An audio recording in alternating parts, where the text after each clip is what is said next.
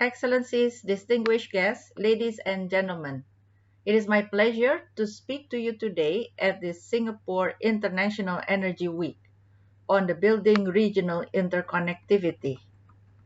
Power system connectivity is a key means for supporting the energy transition by enabling access to lower cost resources, increase integration of renewable energy, and improve energy security. There are many efforts across Asia to increase regional power system integration and enable multilateral power trade. In Southeast Asia, for example, there is an effort to create a fully integrated ASEAN power grid. The recently expanded Laos, Thailand, Malaysia, Singapore or LTMS Power Integration Project and the proposed ASEAN-Australia Power Link, to name just a few. The ambition of these efforts is evidence that many stakeholders already see the value of increased regional interconnectivity. Yet, progress on regional power system connectivity in the Asia-Pacific remains limited. The vast majority of cross-border power trading is bilateral. The LTMS power trade is a notable step forward towards full multilateral trading. Still in the region, we have not yet seen the development of regional power exchanges like the ones in Europe or Africa. There are a few reasons for this. There are political barriers to increase integration. Countries often link together energy sovereignty and energy security, and so may see increased regional integration as being in opposition to those goals. Policymakers and other stakeholders must ensure that power system connectivity and renewable energy deployment are tied together so that one can support the other. There are also financial barriers to integration. Cross-border power infrastructure, typically high voltage transmission lines, can be expensive to build, and the benefits of increased integration spread across multiple countries.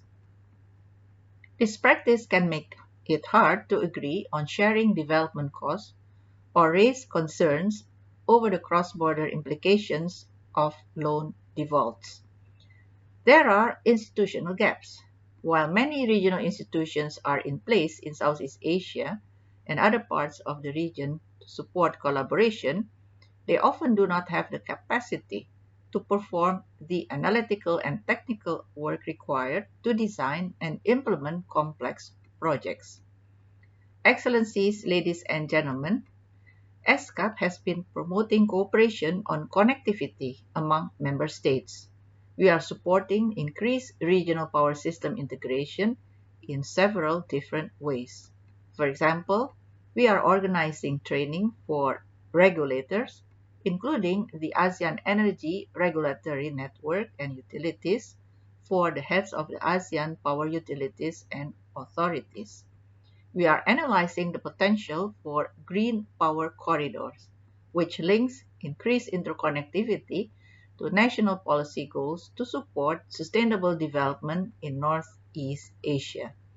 We are bringing stakeholders from the region together through our expert working group on energy connectivity and our leadership of the Global Grid Initiative's Asia-Pacific Working Group, which will be officially launched next week at COP26. All of this work is guided by the Regional Roadmap on Power System Connectivity, which the member states endorsed earlier this year. The roadmap contains strategies to promote cross-border electricity connectivity for sustainable development.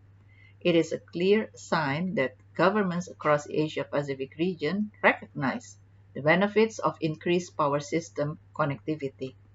Power system connectivity can bring real benefits.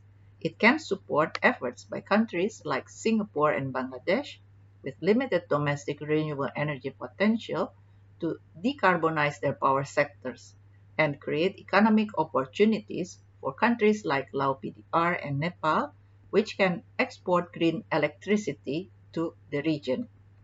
ESCAP is committed to supporting your efforts to build a more sustainable, more connected future. Thank you very much.